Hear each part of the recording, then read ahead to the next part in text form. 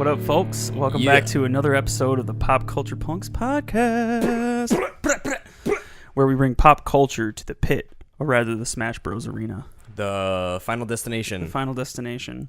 This week we'll be going through some Smash news that's been coming out over the past week, and we've got some new characters, some new maps, and tons of other new information to run through. 800 songs, baby. Oh, baby. Will Luigi live to see another day? Find out here. Dude, Luigi used to be so OP in that game. Like the Melee days. Oh, boy. I remember who always played him. Was that Johnny Boy? Or he was D-Mar. No, he was D-Mar. Yeah, Johnny Boy was always D-Mar. I forget who always played as Luigi, but somebody just would always play as him and troll the crap out of people. Yeah, Big Grody used to be DK. Gosh. Who was Jake? Link. Yo, that's right. That down A attack. Yeah. It's lethal. Puff Daddy. Puff Daddy for days. Yeah. Bro. But before we get into that, what have you been up to this week? Son, do you remember? I had this conversation with. We were out on vacation this past week, and somehow my family was talking about like school stuff or whatever, and then Zach remembered Flat Stanley. Did you ever do that in school? Was that like you? I vaguely remember it for some reason. But it was like you cut him out of paper or something, and he's like flies or something. Yeah, and you'd mail him around. To different family members across the country or whatever, and they're supposed to like put stamps on them or like write little stories and include it in it. I don't remember it being that intense. Yeah, and so we were just reminiscing on we thought we sent it to a family member out west, and then we like never got him back. And so being so miserable in school when we were doing the whole thing where people would bring in their Flat Stanleys and have the crazy stories of, oh, my uncle down in Florida was telling me about there's an alligator in his backyard, and so you'd have like, oh, in third grade you're like, oh, that's the coolest thing ever. And you're like, well, I have this uncle out in California, but he never sent it back. So we were saying how we wish that we had this twisted thought of like it would be really funny.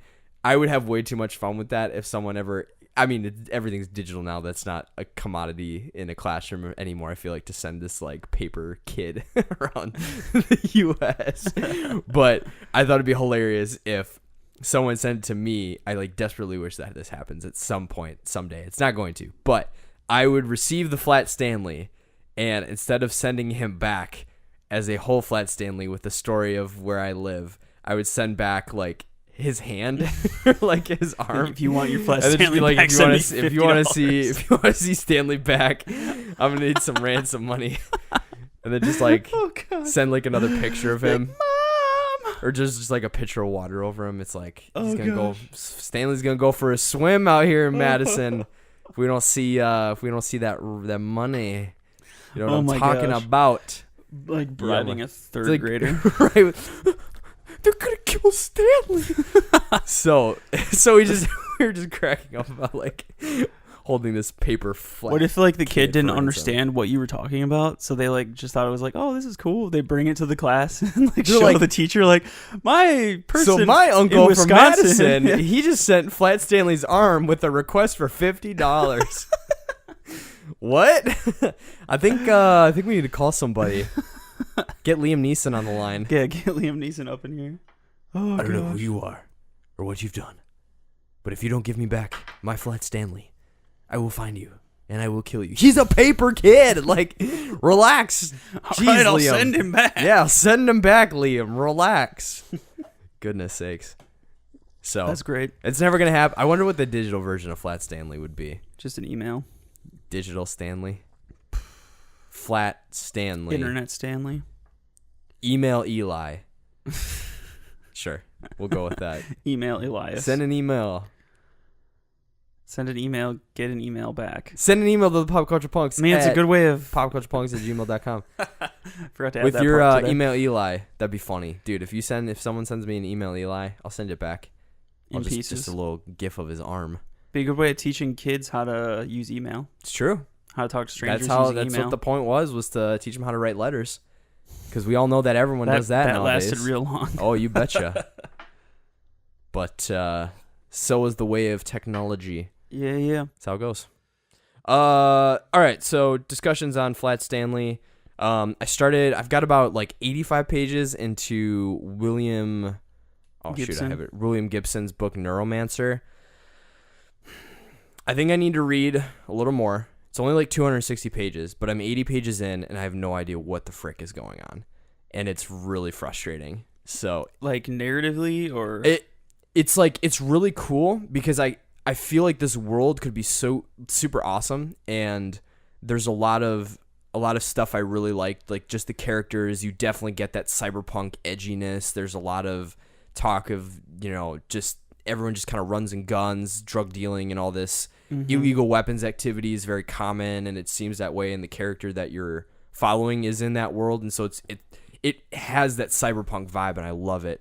But there is so much. I mean, I think it was from the 90s, so it's before there really was like a.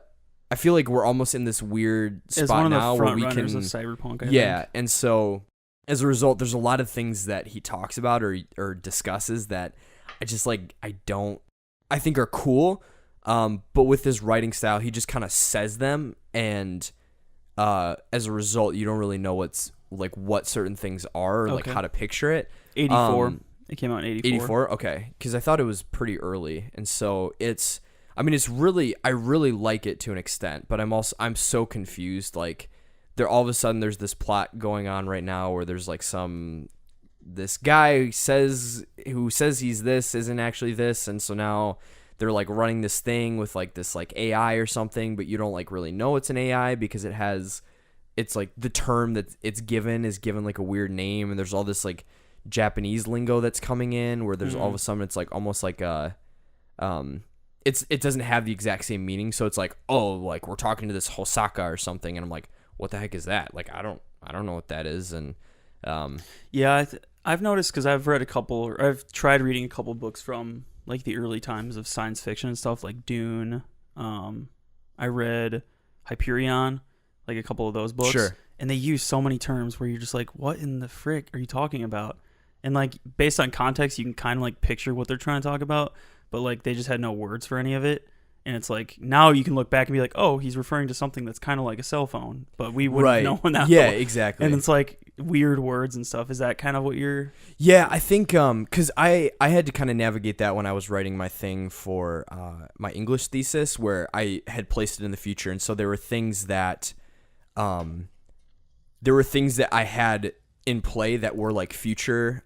So like there were these chairs that people could like sit in and then plug into the internet, and they kind of like would walk around for real, and they could go anywhere, and it was connected to the real world kind of, so they could like go to like a football game, but they'd like sit in their chair and then they'd like appear in the seat at the stadium. Oh, okay. But the way I tried to navigate it is like, I'm not going to say like, oh, this is the chair, like, son, plug in our chair that does this thing and like does whatever, and when you do this is how it goes. It was like they plug in the chair, they sit down, and then they like snap into this other thing. It's like, oh, I can kind of get that, like suddenly they're in this new place, and as a result of that, that's how it works. It connects you there. It's kind of like by explaining it, you're making it seem like it's new, but to these people it's not new. Exactly. So you do have to so that is hard to navigate, is like, this is a world, and these are things that these characters are just formal with.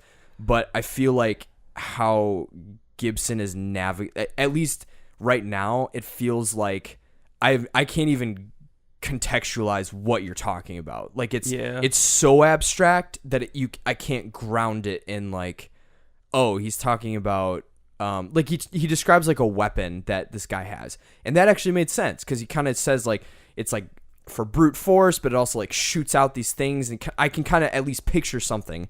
Whereas for some of these technology things he's talking about, I'm like, I don't know what that is. Like, I don't know if he's talking about like a brain chip. Like some of the times, like I don't even know if the guy is like half android. With some of the ways he describes it, and it's very confusing. And it's been very hard to follow in terms of like what certain things are, and I do not fault to the level that, I mean, it was in an early era, and so there weren't like certain buzzwords you could kind of use. Like you couldn't use someone's base knowledge of like, oh, we kind of have this base thing of the internet. I'm going to like mold it a little bit. Yeah, there was no, like, it was probably pretty forward thinking in its time. Yeah, exactly. But in our perspective, it's like I don't what know are you talking about? Like, yeah. So that's been kind of hard to follow. Okay. But so far it's interesting. Like it's very I think it's not even to that it's just the language. Like I think you can kind of navigate that, or you can kind of work as things become familiar. I think even just the plot, like I don't know, like all of a sudden they're in like random places, and there isn't a lot of like, it seems like you're just kind of going, and I feel like that's a more old school style of writing, is you just kind of go, and then all of a sudden it's like 20 pages from the end, then you figure stuff out, which I think is fine. But I think for me, it's like if I can't understand why characters are doing certain things, it just kind of makes it hard to follow. It's kind of good though, because you kind of learn what you don't want to do when you finally do write yours. Yeah. So you can take the atmospheric aspects that you like and different things like that. And then for sure. Figure out, well, what do I do with the story that is better and more understandable to people? Yeah. Because I've noticed 100%. the same thing, like reading Brave New World or Fahrenheit, like these old like science fiction books that are hailed as like awesome. And I read them and it's like, sometimes it's hard to picture what's even going on. Like characters' motivations aren't always clear. But I think we're just like spoiled with like the modern day novel where like there's a different way of writing almost, it seems. Yeah, so for sure. It's a little bit harder to pick apart, but once you, because even like I'm reading Do Androids Stream of Electric Sheep, and it's taken me like 80 pages to finally like get what the heck is going on in that book. It's like it's just a weird way of writing kind of, but now that I'm getting into it, I'm like, I keep wanting to read more and more, but hopefully you'll get to that point in this book for too. sure. But yeah. Otherwise, it's just another one to chalk up and be like, well, I could do this better and this better. Right. So. And I think in a weird way, I'm sure if I try to read it again, I think that's one of the other things is I feel like a lot of our media currently is so grounded in you read it once and it's like you've read it, or you played it once and you've like pretty much played the gist. Whereas like with this book specifically, and it being from that old school era, it might be that like it's designed to be read a couple times, that I kind of like understand things a little better, and then from there I might, and it's only like 260 pages, and it's pretty small, like it's a small book. Yeah, so. I bet something like that's meant to be read twice, because like a lot of those early science fiction novels, they just drop you in this world that makes no sense. And I'm like, even in the 80s, like people would have been like, whoa, what the heck is all this stuff? Yeah, exactly. Like to us, we have some sort of context and we still can't make sense. That's not realistic. Yeah. But other than that, it's been interesting, and I do really like it, and I think it's been cool to see like how cyberpunk was done and how it's navigated, and just like how edgy the world could be, and just like things that I would like to change or alter about it if I were to ever try to dive into that my own stuff. But so that's been Neuromancer by William Gibson, first 80 pages, and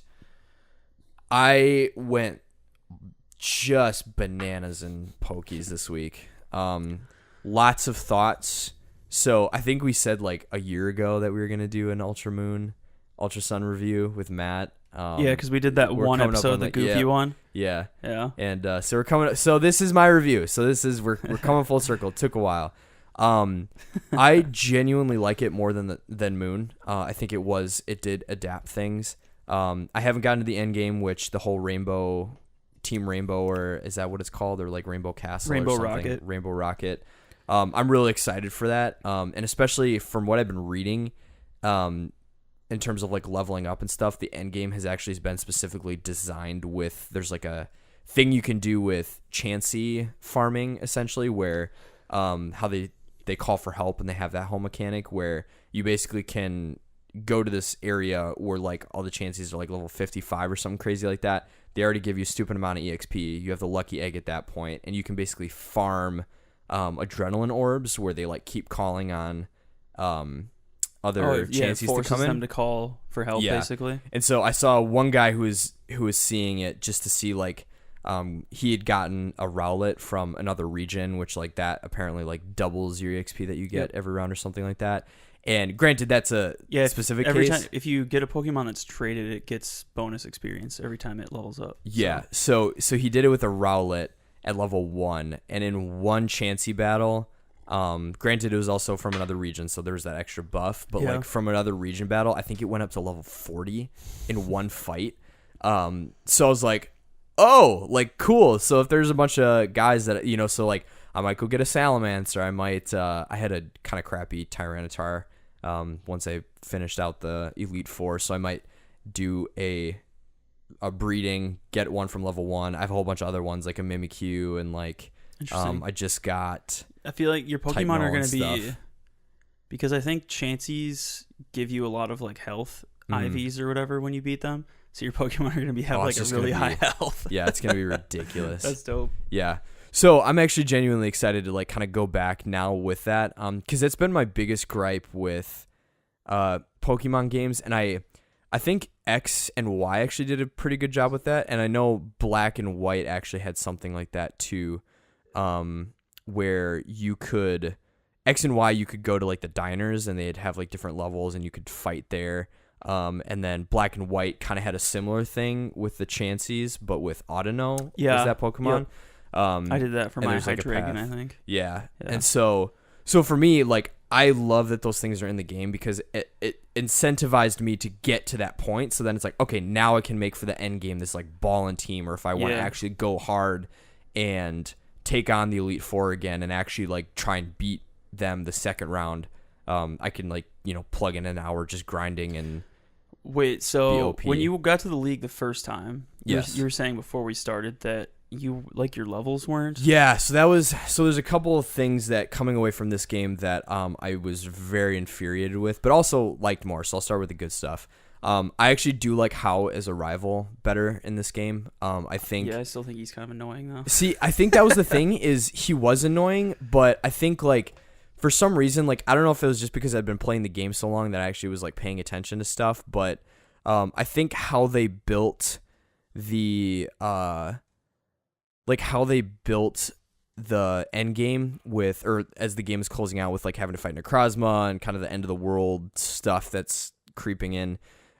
He rises more as I actually do want to be the best. And he's like, I do want to be the best and I'm going to beat you. Like, I want to beat you. Mm-hmm. And I think that was like, oh, that's cool. Like, he doesn't need to be a D-bag to like, want to be that way. Yeah. And so I think I enjoyed him more as a character. And then even now, like, he's kind of this like compatriot. And I think the reason is too that, he isn't like, oh, I'm going to be a good trainer and I'm going to best you. Like, I actually felt like, wow, he's actually like, I have to be careful because he's got some strong Pokies. Yeah, like he's beefy. Like he's got a good squad. And so I think as a result of that, you do feel like, wow, like you would be one if I wasn't ready to play, you'd take me out. And then it's like, huh, so he is like a good contestant. Mm-hmm. But, and then like he isn't satisfied. Like he isn't like, oh, well, you're just the best. Like he actually is like, no, I'm going to like one of these days I'm going to beat you. And like, it's not going to happen, but. Not going to happen, buddy, but you can keep dreaming. So, but I like that. I did like that. So I felt like,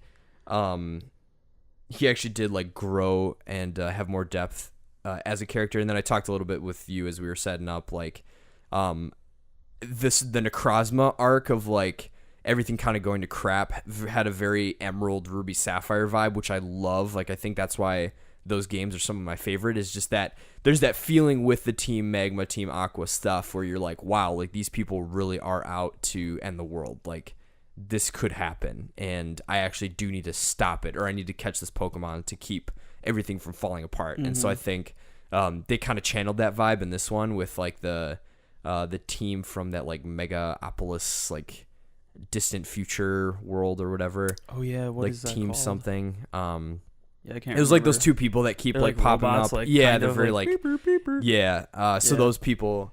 They kind of reminded me of Jesse and James a little bit. But like robot versions of them. In a way, yeah. So, but when they pop up, like I want to say in the first one they were more like antagonistic. If I remember correctly, I could be. I don't even think they were in the first one. I thought they were. Like they popped. I thought at the end game maybe, but anyway, yeah. Their presence felt more like, oh, they're actually intrigued in this trainer who's like trying to be the best, and they're like, wow, like, well, we're supposed to stop this thing, but like we literally aren't strong enough. Like you have to go do it. And so there were just things like that where it's like, oh, I literally am the strongest person to take this on. Versus like I felt like Sun and Moon.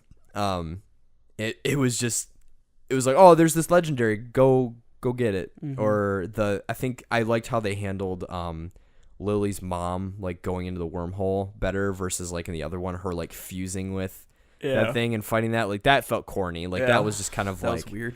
I will be the ultimate master. Yeah, it was like, whereas this felt more natural, which is weird because I feel like Pokemon doesn't do a good job of being natural. So I really like that. And then the Elite Four, and then at the end, granted, I was like on a 4-hour car ride when I finished it, so I think I had time to just kind of like sit and enjoy the end. And I really liked how the game did feel like it closed out. Like it really was like, you are the best. Like you did beat all the island challenges, and you're the first ever champion of Alola, and it's like, oh, that's awesome. Like I really dig that. The scaling in that game with the levels, oh my freaking gosh, I wanted to bust my DS open so many times.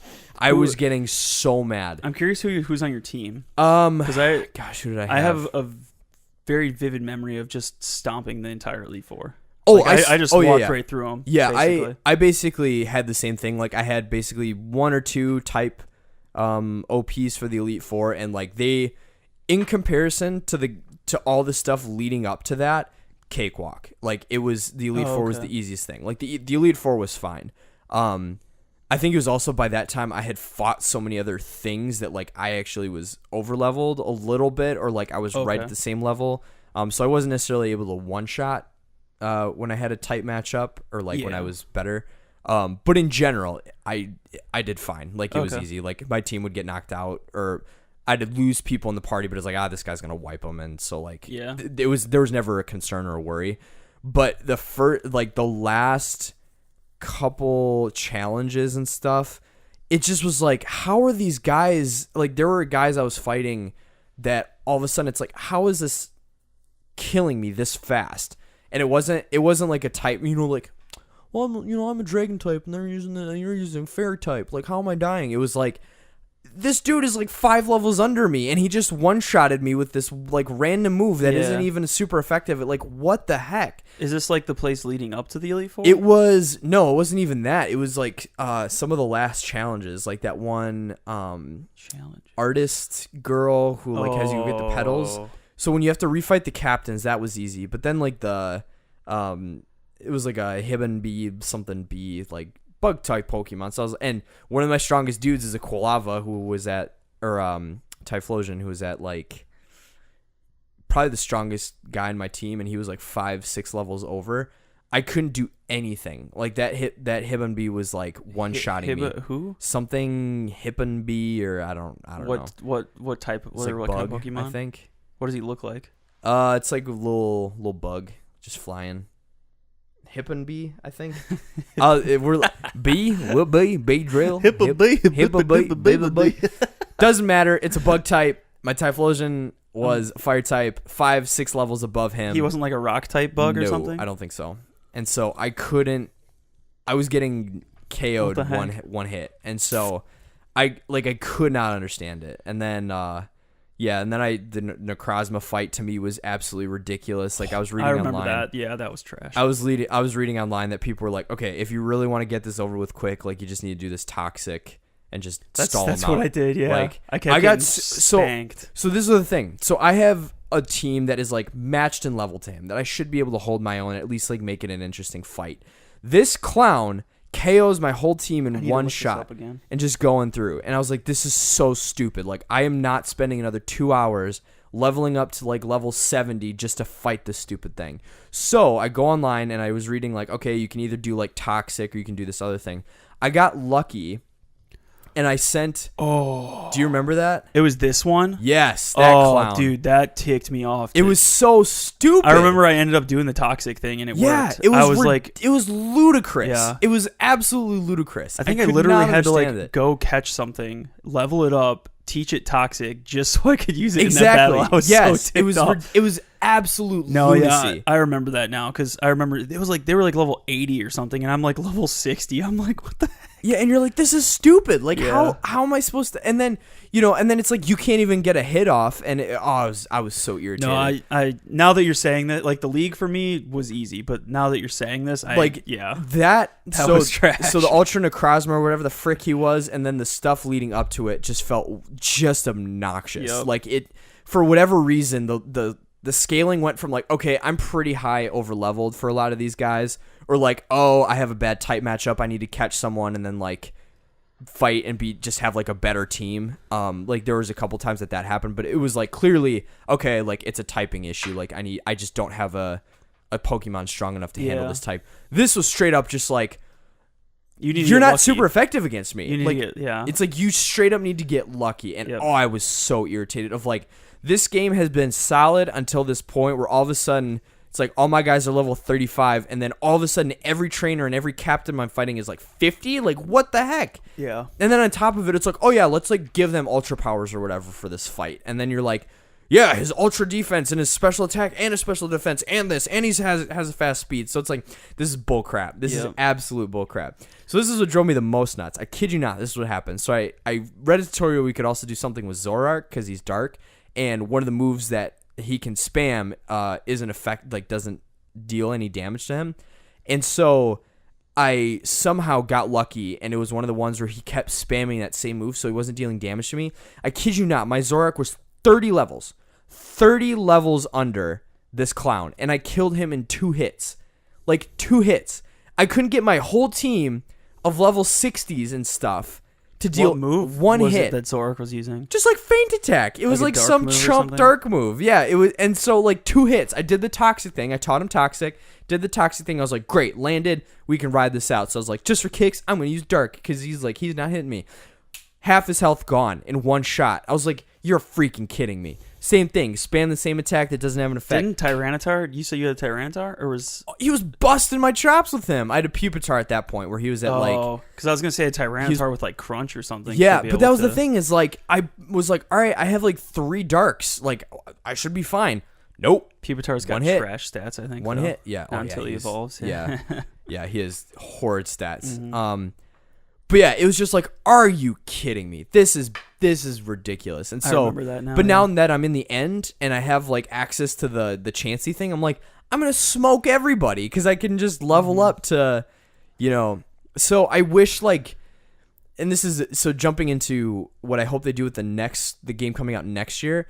They need to be like very calculated in making, like, if you're going to scale that high, give me a specific thing that I can do that the game is like, hey, here's a great way to level up. Like, go do that for a little bit. Because that's the one thing it felt very old-timey RPG-ish, and that drives me nuts, is like, I'm just fighting stuff. And like, I'm fighting stuff to get a minuscule amount of XP to just get to the point where I can even keep playing this game. And then at that point, that's where you start losing me. The game that did that the worst to me, I felt, was like Persona 4. And the only reason I was able to push through that is because I wanted to see what happened in the story. But it was getting to with this, I was like, I either need to get lucky or I'm quitting. Like, I just can't. I felt the exact same way. I'm not spending 4 hours just to level up 20 levels just to get to the next part, which isn't even that great. And then everything's gonna jump up another 10. Then I'm still gonna be behind. Yeah. So that's the weird what part I about that game is it doesn't jump up; it jumps back down. Because Necrozma's like level 80 or something, isn't he? Or 65? I think he's like 60 when you. But he's fight just him. like super beefy and really hard. And then all of a sudden you get to the after part and it's like normal again. Yeah, like what all even happened? Right, all the Elite Four folks, like no one breaks 60. I think. Yeah. Like I think how his strongest Pokemon is his Primarina or his Incineroar. Yeah, because I remember being so surprised by that. Like I just remember. I don't even think I had a like in the league. I just walked in and destroyed them. Yeah, like, first exactly. Try. That was the first time I ever beat the league on the first time. Like I just walked in and stomped them. I'm like, how do I go from getting destroyed to just walking all over? Yeah, and you're These like, are supposed to be the champions. Oh, okay. Yeah, exactly. And so I was like, this is stupid. Like that's the kind of stuff that drives me insane in games, is where the level scaling like doesn't match. Like either I need to grind so hard early that I get to a level that I just stomp everything later in the game because I leveled up early, or like create pockets of levels and then give me easy ways to level up in those pockets. Because I feel like that's the thing I've always struggled with Pokemon games is there's never clear ways to do that. Like that's why I dread going back and playing like Soul Silver, is you had to just straight grind. Dude, the level scaling in second gen is trash. It's terrible. I remember replaying Crystal and it was like, as soon as you get to Kanto, it's like there's nothing to train on. There's like everybody's like either too easy or too hard, and it's like it's just weird. Right. And so you're stuck. You're almost stuck, or you just get lucky. Bow out and just keep going. And so that drove me insane. We don't need to stay on the Pokemon train, but I just needed to air my grievances, and I'm glad, because Zach was like, "You're probably doing the type thing wrong." Like, and I was like, "No, like it's just it was." Yeah, so it was just infuriating. Because isn't that Necrozma part psychic, part dragon, or something? Something like that. So yeah. like he's the two got, strongest and then on top types. of it, he's got like he does that thing in the beginning where it's like all his stats are like maxed out. It seems like more or less. So I really hope that they fix that in the next game, of like either make it easier to get EXP in certain points, or because that is what gets me to play Pokemon, is when I can, like, that's what I loved about Black and White, is when you get to the point where you need to fight the Elite Four, even if your guys aren't strong enough or you don't have a lot of type matchups because you've been able to kind of sneak away through the game, there is that auto thing that you can do, and you can bank crazy amounts of XP and get to the point where you can contest with the right types for the Elite Four. Whereas with this, same thing, but it's not until after the Elite Four. But like you don't have access until that. But it's like, but I could have used that when I was fighting a Necrozma. He was kicking my butt. Like, why not then? So I don't know. I feel you. So anyway, stoked to keep going. Stoked to create like a maxed out level 100 team. I don't think I've ever done that in a game, but like seeing this Chansey thing, it sounds like it's pretty easy. Dope. Like I think someone was saying that they got a team to like level 70, like 6 Pokies to level 70 in like 20 minutes or something like that. Jeez. So it might be dude. But it's I don't remember it's the ending obtainable being now. hard at all. Like the Rainbow Rocket stuff. I think it's challenging, but it's definitely not impossible. Not like that Necrozma thing was just the hardest. So I feel like it was the ridiculous. hardest thing that I've ever had to do in a Pokemon game. Yeah. Like, but it like wasn't even fair. Deoxys and Rayquaza wasn't that hard. The hardest part about that was just trying to catch them. Exactly. After, yes. Without like you have to go through the whole thing and then also catch them. And like this was like you can't catch him and you have to defeat him. I'm like, but why can't I just throw an Ultra everybody. Master Ball at him Exactly. and get this over with? Yeah. That's what I did last night with Giratina. I was like, I'm not even gonna. I don't feel like dealing with this Master Ball. Yeah. So stuff like that where I was like, this is bonkers. Like I don't get it. But anyway, other than that, that was on my business with Ultramoon. Nice. Highly recommend. Nice. I've been playing Pokemon as well, Pokemon Platinum. I won't belabor the point too much. I'm enjoying it. I don't think I've ever actually played Platinum. I haven't either. I have it, but it's pretty fun. I like it. Go through it.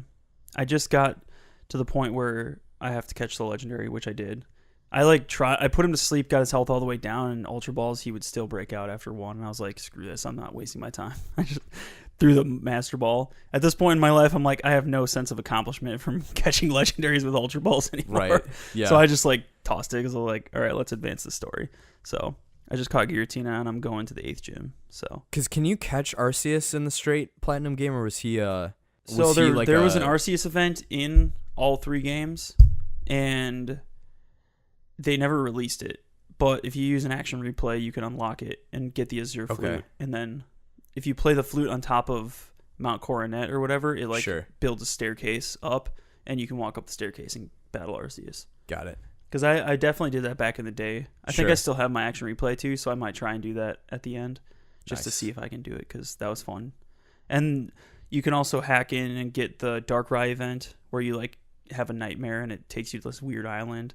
See, I wish they would bring that back, where like to catch these cool like event Pokemon, like you have to actually get this item and take it to this place, and it does this little cool side quest. Like that was always fun to me, and I never got to do that. Yeah. And now it's like, go to this place, get a code, and they just give it to you. Yeah, I'm go to GameStop. And you're it's like, not as fun. Yeah. But at least you get legendaries. So yeah, I've been playing Platinum, and that's been fun. Sweet. I've been getting an itch to buy Emerald, so I may end up buying that and play that after I beat Platinum. I don't want to get Pokemon'd out before November though, so I need to pace it. I hear that. I saw Incredibles 2 finally. Did you? What'd you think? It was good. I think Evan and I were both pleasantly surprised by it. We really liked it. Because she doesn't like animated movies, right? No, she does. She was just skeptical because they waited like 12 years or whatever to make it. But they addressed that at the beginning of the movie. Yeah, I love they're like, thanks for waiting. Yeah. I nudged her. I was like, hey, they're talking to you. Yep. But yeah, it was good. I realized that those movies take place during the 60s. Did you know that? No. Yeah, if you like, Oh, that's weird. Because during the You're whole right. movie, like the music is all like '60s like club music or whatever, like the James Bondy type stuff, like stuff like that. But it's all like, swingy. don't they all have like modern-y tech like that? My theory was maybe superheroes advanced technology or something. Because if you look at, Weird. because the whole movie, I'm like, why are these people dressed like they're in the 50s, and why are the posters like 50s like propaganda and 60s propaganda style like Bioshocky type posters and like. Interesting. And at the end, I looked it up, and people were like, "Yeah, it takes place in 1962." I'm like, "Wow!" I never. And think caught about it. onto None of that. them have any cell phones. They use that little like rotary phone That makes and sense. stuff. I was like, "What the heck?" So I learned something new.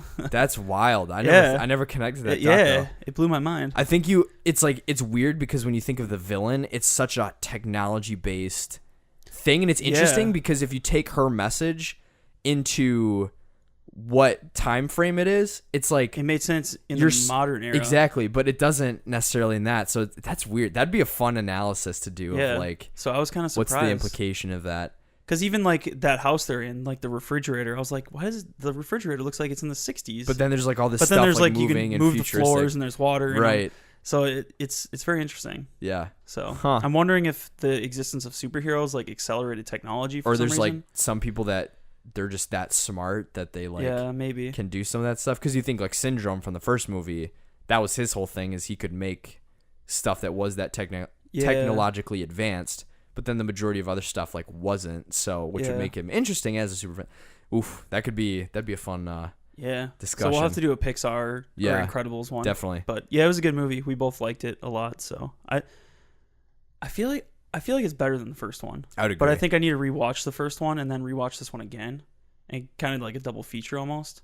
Maybe we'll have to do that sometime and then do a podcast on it or something. I think I agree. I enjoyed the second one. I think just because it was one. I think because it was fresh. I think it also focused on the family more, in general versus Yeah. like I felt like the first one was very Mr. Incredible heavy. Yeah. And I think I like how, like, I don't know. It was good. I really liked it. I think I did like it more than the first one. That's what Evan said too. So But I'll have to see them. I'm gonna have to watch them both again. Maybe once it comes out, they'll release like a double feature version or something. that would be sweet. Where you could just watch them in conjunction. That'd be kind of cool. So yeah, that was good. I read a couple comics. I'm not gonna really list them off. And a quick story. Yesterday I was thrift shopping and I found like these old looking like Game of Thrones hardcover books, and they're like the old like 90s looking like style books. And I was like, oh, these are cool. And they're like $2 because hardcover at St. Vinny's is like $2. So I buy them. I bring them home expecting to get like $20. I found out that the first one was a first edition, first print of the first Game of Thrones book, and they're going for like $300 to $500 on eBay. Holy cow! So I was like, let's go! Like, And I also found Final Fantasy 7, 8, and 9 for PS1 for $3 a piece. goodness sake! Complete discs, everything. Which that reminds me, I should have brought them because I don't have a PlayStation, Sure. so I need to test them to see if they work, so I can I've sell got them two. or not. So I'll have to bring them over sometime and test them out. But those are like $20 a piece too. So I'm like, and so you're getting the that other PS4 Pro is what you're saying. yeah, for real. The other 3 Game of Thrones books, I got 1, 2, 3, and 4, I think, and they were all first editions. And the other 3 go for like $30 to $50 a piece. Still, So I spent like $12 yesterday at the thrift store, and I'm making like $600. that's crazy. So I'm hoping they sell. But yeah, it's a cool little story. So That'd be nuts. yeah. Oof. And then the last thing is they confirmed Mega Evolution for I did see that. Let's Go Pikachu and Eevee. That's and apparently weird. Pikachu and Eevee can Mega Evolve. So I'm But interested they to see can't regular evolve. Yeah. Whatever. which is interesting. We'll have to see what that looks like. Yeah. So Whatever. I'm kind of glad they're bringing Mega Evolution back because I liked it. Yeah, I liked That was that one thing I more. missed. Yeah. I don't like the move thing in Yeah. Sun and Moon, like the special move thing. I think in the sucky situations where it's like I need a one shot and this is the only Yeah. way. But I think I liked the style of like a Mega Evolution. Like there was that feeling of like, oh, gonna bring about this Alakazam. You gonna get ready. Yeah. But other than that, I'm just like, I'm hoping we get like a Dragonite or something this time. Yeah, like some it's new ones. I'm honestly kind of confused. Like they're putting all this modern stuff into the old timeline, but it's like an old game. It's like a remaster. Yeah, so it's like That is confusing because they're making it seem like it's a remake of Yellow, and they're keeping it first gen, I think. Right. But they're still introducing Mega Evolution. Right. So I'm like, is it just basically that like, oh, you're like a new kid instead? I think it's going to be a different timeline because all the other games exist. Like, because in Omega Ruby and Omega Sapphire, they reveal that all these games take place in different time, or not different timelines, but different dimensions. So, like, Omega Ruby and Omega Sapphire are like alternate dimension to the originals or something. Yeah. And each of the remake games are in a different timeline too from the originals. So maybe this one's on a third timeline. Yeah. Or Mega Evolution got introduced right at the start. We're turning into like Marvel multiverse. It's the Pokemon Cinematic Universe. Pokemon Cinematic Universe is getting a little crazy. Yeah. Relax, folks. So it'll be interesting to see what happens with that. Definitely. But yeah, so last week on the 8th, right? So Wednesday. Past Wednesday. There was a Super Smash Bros. Ultimate. Super Smash Bros. Ultimate Direct. Yeah. And they didn't reveal a ton of new information, they revealed a lot of new information. Yes. But not a lot of it was like riveting. It was just kind of like, there's a frick ton of stuff in this game. They basically like confirmed a lot of things that people were hoping would be the case. Yes. Because like 100 plus, I'm not going to just list them all off because then that just makes the discussion move. Pokemon Center. What are your thoughts on that? Because you're more of the Smash guy than I am. Okay. So one, I am so excited. This roster is bananas. And you're like I didn't see anything specific, but have they confirmed that every character so far that has ever existed is in this game? Every single character who has ever been in a Smash game from the N64 to Smash Bros. U is going to be in this game. So that's like all the ones like Brawl, like Snake, Wolf, who else was in that one? Like Rob, all those guys. Then an Ultimate 2, like or Smash Bros. U, all those folks who came in. They are all going to be in it. As long as Puff Daddy's still in it, I'm good to go. Yes, Puff Daddy's coming back. Puff Daddy for days. And then on top of all of those folks, you're adding in the 2 Castlevania guys who they just announced. Yeah, Simon and Richter Belmont or something. I've never played Castlevania. Ridley, who they announced last time. Dark Samus, who is a new Echo Fighter. Yep. Daisy, who is an Echo Fighter. And Chrom. Didn't they announce another one? King K. Rool. And then King K. Rool, yes. That I love how they like. I don't know if you watched the video, but like the semi-troll they did at the end, where it was like that penguin dude, and then he's like, King DDD from Kirby, and he's like, and then you're like, I was like, oh frick, they're totally announcing K. Rool. That's crazy. And then he comes up, I was like, so help me Nintendo, if he doesn't pop out like, and then he like flies in, and then their eyes like shooting through the windows. That's great. I love that. I'm really excited. I'm excited to see these characters making their way in. I think that's awesome. I am really wondering what in the world are they going to do for the next Smash? Because after this one, and if, in my mind, like I wonder if you just make this it. To be honest, the way they're doing this game by calling it Ultimate as well. Like, this seems like his, like, swan song. Like, yeah. After this, like, I'm handing off the reins to someone else, and they can just update this one. Right. And give you new characters and new maps and polish it with updates and stuff. Right. Because it's like, how much more do you need to keep making new ones when you're just making the same game with a ton more characters and a ton more better graphics? And I'm sure I would love to talk to someone who, well, maybe I wouldn't. Someone who's, like, really intense and knows a lot about Smash. Because I think, like, here's my thing is, I love those games because I love fighting as characters from other games and then having them clash. And like I've got all my amiibos behind me of like Cat Falc and Cloud and some of those dudes that it's like this was the game. Like this was our game when even if you weren't a gamer, you played Smash. Like you knew how to play Smash, or like someone taught you how to play Smash. So I think in a way it's just there's so much nostalgia wrapped up in it. And then on top of it, it's just a huge conglomeration of Nintendo IPs that have never, and other random IPs too, that no other company has cracked how to do. Like Sony tried it with All Stars, but like that was rough. Super unbalanced. Yeah, and so I would be okay. In my opinion, I would be okay if this was the last Smash. And I think because there's like what do you do? Like, how do you make it different? Like, what do you? Well, we'll make it slower this time. We're like, oh, we'll speed it up a little bit. Oh, we'll add like 10 new characters. Yeah. Oh, I mean, most of that stuff you just do through updates, though. exactly. Probably. And like they've done that with DLC, and they can manage that over time. And It's kind of just like Overwatch. Like in Overwatch, they rebalance the meta every so often. Exactly. By like nerfing characters and doing different things like that. Exactly. And to me, like, I would be totally okay if that's how they start going forward with this game, especially because they're building in the Switch to be. I feel like in the Wii U, one, not enough people had it for them to actually build it into something that could live off of updates and stuff. Whereas like the Switch is designed to be a modern console, actually.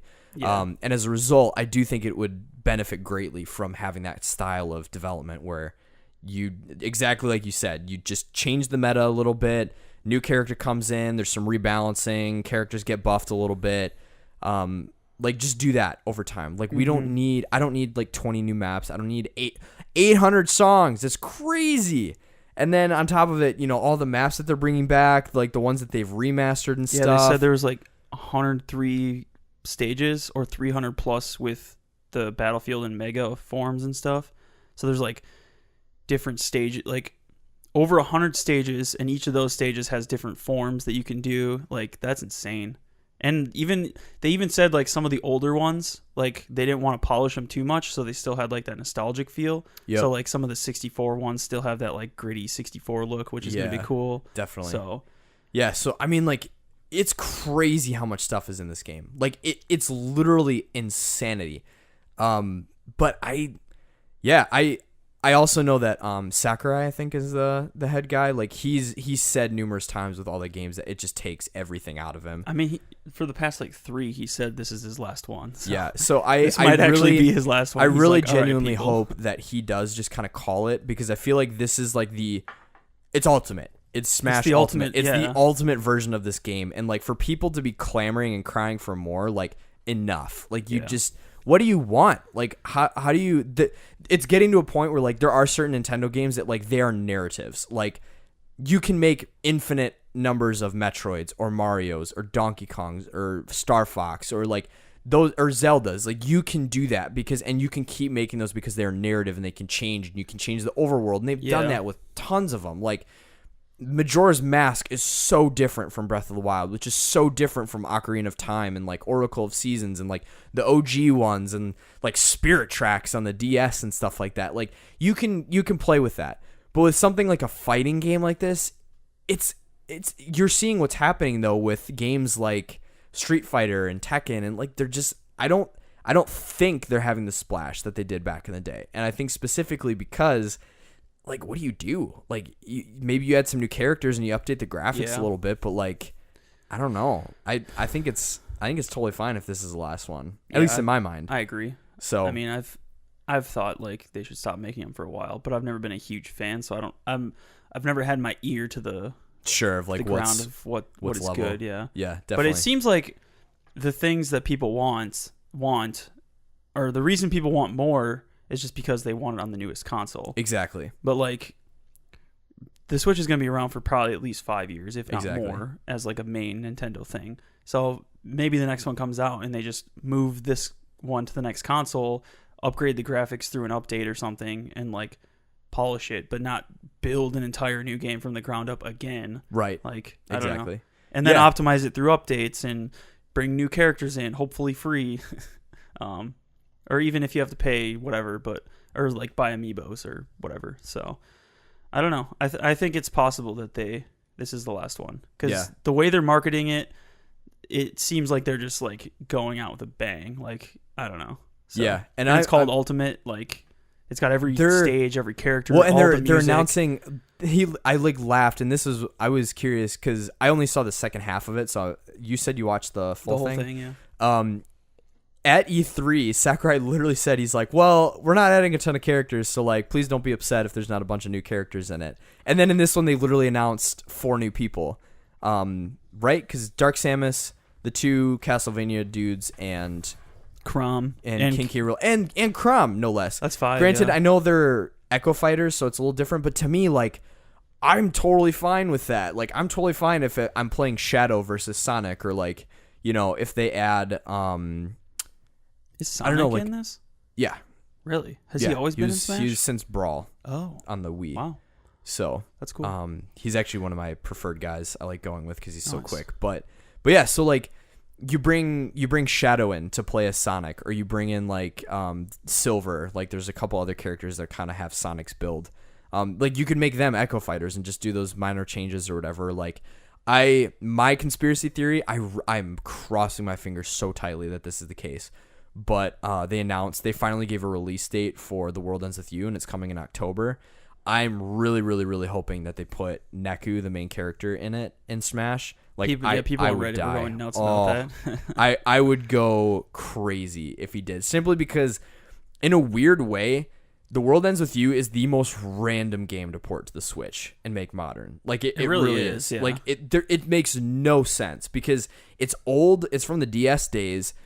It's kind of well one of those like received. cult games. Yeah, like, it's people exactly like it, but it's not. The people who played it adore it, but Yeah. like it wasn't a mainstream game, and so it didn't catch on. But like for them to all of a sudden remaster it for the Switch and like add all this stuff and like adding new narrative content, and it's coming out upgraded like, music too. Yeah, and then they're doing that like 2 months before it's coming out. 2 months before Smash comes out. I'm like, Something might be I going wouldn't on. be surprised if Neku and Beat make it in. That'd be I think kinda they cool. did say they were going to announce a couple more. He did say at the end, like, I think he said something like, our plan is to announce and show every character in the game before the game comes out, or something like that. Interesting. So there are more who are So I getting think there's going to announced. be more. Interesting. Because I think he said they're planning on revealing every design before the game is released. So like the marketing for this is basically like, this is what we're giving you. Please stop asking for another game. Right. More or less. Like, this is the game. Yeah. Now leave me alone. Yeah. I'm dying here. Yeah. So I've never been excited for a Smash, but I still have this one on pre-order. So Yeah.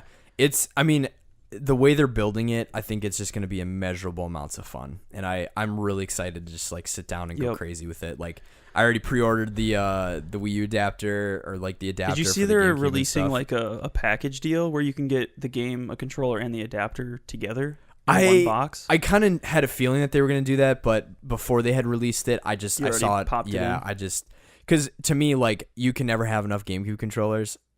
Well, you can. Some might disagree. more than zero. Some might disagree. Any more than zero is too many. How much are the adapters? I Because think they're only like $20. okay, So because like, we have like they're 2 or pretty 3 cheap. old GameCube controllers, so I might use those. Because It's- Evan's pretty excited about it actually Nice. to play Smash. So It's in my mind, it's way worth it just because it's like you just have an easier way then. Like, even if you don't like playing with the Cube controller, if you have 3 controllers, like, you can have 4 people playing automatically. yeah, like, you I'll don't use need to my get, like, Elite Joy-Cons controller, and other stuff. people can use the Scrub Exactly. controllers. So right there, you've got it. It works out Yeah. grand. How many is?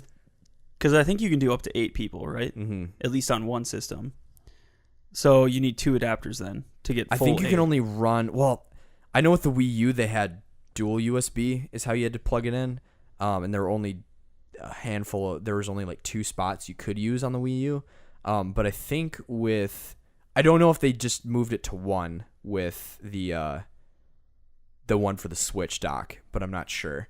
only one thing, like you mean? USB, because there's only there's 3 USB spots. Yeah, there's total. 2 on the side and 1. So on the you'd back. have to use 4 GameCube controllers and then 8 or 4 other controllers, so like Joy-Con or Pro controllers. Oh, If that's the case, if it's the fact that you have to use 2, if the adapter has the 2 USB plug, then you'd have to use 4 other controllers. oh, you're thinking the adapter has double USB? Yes. In which case you'd only be able to plug 1 in, Yes. and then the rest of the people would have to use Correct. actual Switch controllers. Yes.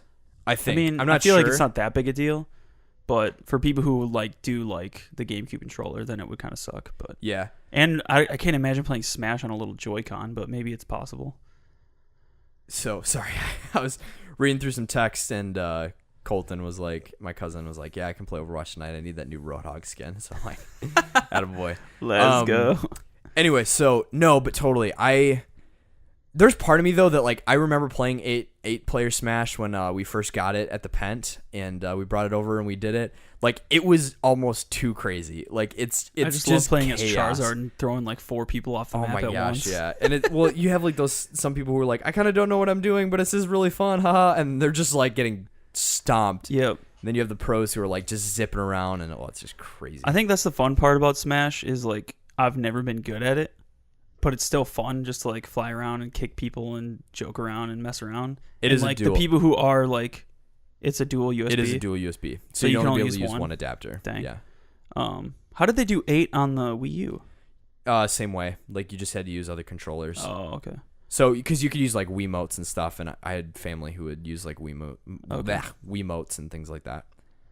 Give the alt controllers to people who don't really care that much. Yeah.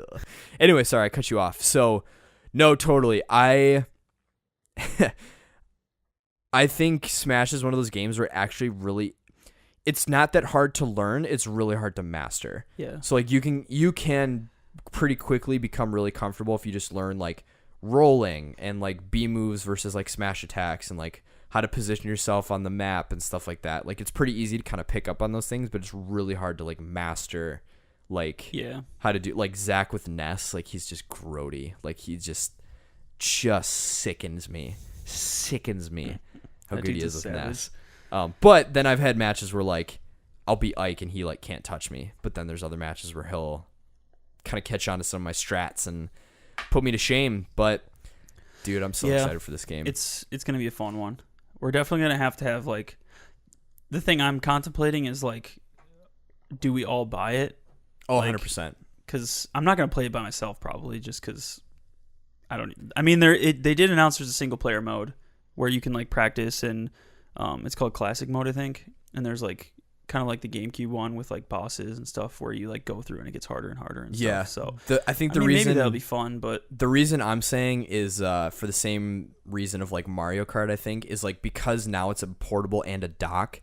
Like you bring yours over and we dock it and we can have like your own screen, which to me I'm wondering what the connectivity looks like.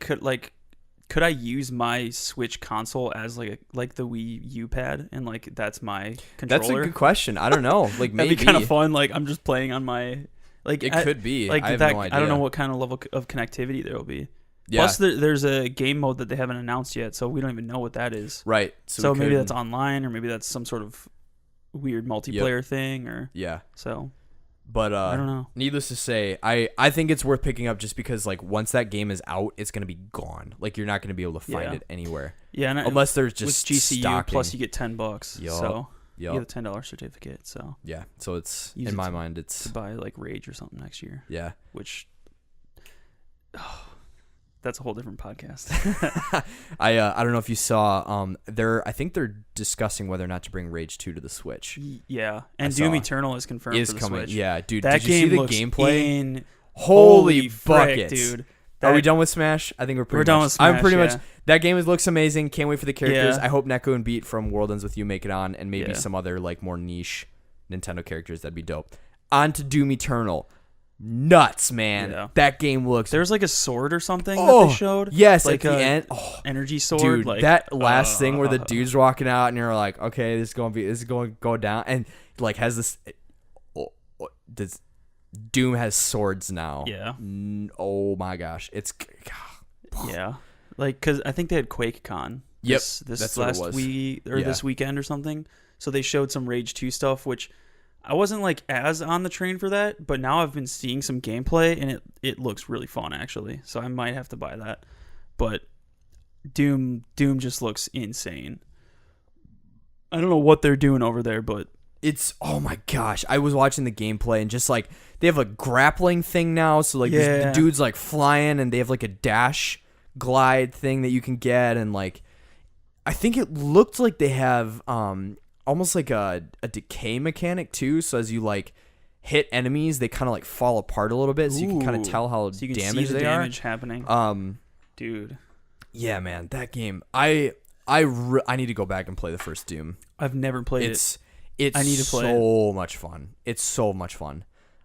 It's one of those though that you have to not play it like your conventional like you just have to not stop. Like you can't stop moving. Like you just have to keep moving. Just run and gun, shoot change things. guns, pop this dude, go to this. Isn't there some scene at the beginning where it's like about to like show him a screen like a story driven thing, and he just smashes it like. I think so. We're here yeah. to shoot things. Yeah, basically. So I do need to play that. I feel like it's one of those games I could play on like easy or medium or something and just go nuts and buzz through and smash things. It takes some getting used to. Like when I first was playing it, it's so like I was mashing the reload button constantly, but it's like there's no reload mechanic in it. Like you just have to switch weapons or pick up ammo, which is really unintuitive. But it makes it a lot of fun because you're like, all right, I'm sprinting here. I need to get some shotguns. Go to this. Bam, bam, bam. Like, go to this. Bam, bam. It's kind of like arcade, or almost like arcadey. It's the straight old OG arcade style shooter. So, dude, when you get that BFG, me boy, it's just shredding. I'm getting the first one now. It's so fun. Because the second one looks absolutely insane. Yes. Rage 2 looks fun. I think they showed some Fallout 76 stuff, which has me interested again, but also not enough to pre-order it again yet. What did they say about griefing? I heard that they gave some news on that's interesting. So, like, that's one thing people were worried about, like, getting annoyed or whatever. So, like, the first time you shoot somebody, it doesn't do a lot of damage. It's just kind of like an initiation of an encounter. And if the person doesn't respond by attacking you, then, like, that means they don't want to fight. So if somebody doesn't want to fight you and you still kill them, then a bounty gets put on your head. And there's incentives, like, if you kill somebody who doesn't want to fight you, you get nothing. No money or anything, no drops, you don't lose anything. And then a bounty gets put on your head, and then everybody else in the game can see you. And if they kill you, your caps, you lose some of your caps as, like, the bounty reward is, like, your money you have to give to them. And so, like, it's kind of like this thing of, like, if you're just attacking people who aren't interested in doing PvP, there's no incentive for you other than just being a D-bag. So, I mean, it's not going to stop everybody, but, like, if you do it, there's a price put on your head, and everybody's going to get a chunk of that change. So, it should be interesting. Yeah, I still, even hearing that, it almost makes me think that there are going to be people who are going to load up to be, like... Or form, like, entire clans. Right. There are going to be griefing groups now who are going to be like, all right, well, we're all going to do this. And, like... So, it's definitely a game I'm going to play. Like, I know I'm going to play it because it's Fallout, and, like, it still has that charm to it. It still has, like, the Fallout aesthetic, like, all that stuff that I love about the series. I think I just need to give it, like, 2 or 3 months after, for, like, launch, glitches to get ironed out, server issues to get ironed out, like, all that stuff. Watch some videos and kind of get a feel for, like, how it's going, and then after a couple months, buy it for $40 or something. Whatever it is. I know I'm going to do that. It's just I haven't seen enough to get me back on the train. So for sure. Yeah. I hear that. Yeah. Cool. Yeah. I don't really have anything else. It was a pretty quick episode. We wasted a lot of time on Pokies. Smash. Dude, any time spent on Pokies ain't a waste of time. It ain't no waste of time. No, dude, the Switch is just becoming more and more like a gem of a console to me. Like, and it already is huge. I already love it a lot. But I think, like, if I end up selling that Game of Thrones book, I definitely think I'm gonna pop in a pre-order for The World Ends With You. Because I haven't played my Switch in so long, and I need to get something to get me back on it. The World Ends With You is a fantastic story. Like, that is a game you play for the story because it's just it's weird, but it's like intriguing. It almost has a Persona 4 vibe in a way. It's just not quite as like thriller-esque, but there's definitely like some things where you have to like piece things together, and like as things progress, it's got like the mystery sort of. It's really good. It's really freaking good. I think I'm gonna jump on that probably. Fingers crossed it's only like $40 or $50. That'd be nice. I don't think they're going to do that just because it's a full remake, but you never know. I feel like I've seen something saying it was going to be $40, so I'm hoping it's $40. If it is, I'm already day one with buy. GCU, yeah, $40 with GCU, like 30 something, like that'd be easy. Especially with all these games coming out with like pre-order stuff and getting all those points. So this fall is going to be crazy for gaming. Because you got Red Dead 2 coming out, and like that's a huge game. You got a Fallout game coming out. You got The World Ends With You coming out. You got a Pokemon game coming out. You got a Smash. Like, what the heck? Just the floodgates. It's definitely like testing my like ability to like restrain myself from playing things. Yeah. So definitely. Yeah. For sure. And then you need to get I forgot what I was gonna say. I need to get you need to get what you're saying, you know? You know what you're saying? Yeah, you know what I'm saying. Crap. What was I gonna tell you you need to for sure do then? Nuts. Something for the Switch? No, I think I was gonna say you need to get 4K or something, or whatever. I'm keeping my eye out this fall. Yeah. Or Dude, that Game fall, of Thrones book would buy you a TV, like for real though. like a solid. Yeah. You could cover my TV. I think like other than games and comics, because I have I'm still trying to complete my Hellboy comics collection. I'm getting there. It's expensive, but my next gaming goal is to get a 4K TV and a PS4 Pro. So I'd love to get the God of War PS4 Pro. It's like silver and it's got cool like Nordic runes on it and stuff. Yup. But I think those are being sold on eBay for like $500 now, so yeah, might not be worth it. That's why I was jumping on that Spidey as soon as I could, because I just was like, I knew this is what would happen, or that's what was gonna happen. Oh, absolutely. But I'll probably just end up getting. I'll just find one on Craigslist or something. Some guy trying to off it for like $200 or something. Probably. By the time, yeah. So cool. Yeah, that's my next goal. Sounds good. Yeah. Nice. So yeah. And with that, you can check out our podcast on iTunes, Google Play, YouTube, and Stitcher. We have a Redbubble page with some merch, some like shirts and mugs and notebooks and other crap. So if you feel like supporting the pod, we'd appreciate it. You can go to redbubble.com, and if you search Pop Culture Punks, you'll be able to find our t-shirts. We got our logo. We've got another variation of our logo and a girl like Peach. I actually was looking at that one. I was like, pretty proud of that one. It's got that like Raven from Teen Titans vibe. I was like, I'd wear that. And a pixel art and text version. And I hopefully will be getting Diabetic Horse done pretty soon. Yeah. And I had another one I was going to work on, try and get up. But anyway, so you can get those on Redbubble if you're interested. You can shoot us an email with some questions at popculturepunks@gmail.com. We've got some more questions coming in from Marky Marks. We got plenty of stuff to talk about for for days, for weeks, months even. Oh, yeah. And is there anything I'm forgetting? Twitter. I am Phil Sorensen. I am not. I am Phil Sorensen. At I am Phil Sorensen. Yes. Yeah. I am Josh at Six Wing Creative. And Zach is C San Pellegrino. I think that's pretty much it. Yep. So that's all. I think he's gonna be crashing Madison before he leaves. So I figured we could do 2 Rowdy Bananas episodes before he goes, cool. and then I was gonna say either that or we should go to Milwaukee and get him on a couple. Yeah. Make it seem like he's still on the pod. Right. Intersperse him here and there. It's like, oh no, he's back in Tokyo. He's back again. There he is. And with that, cool. Thanks for your time. Thanks for your ears. Thanks for your whatever else you do. You're great. Just want to let you know that. I don't tell you that enough. We don't. No, we don't. Yeah. Dude, I'm so shot. I don't want to go to work tomorrow. For real, though. We bid you a fond cowabunga. I'm fat.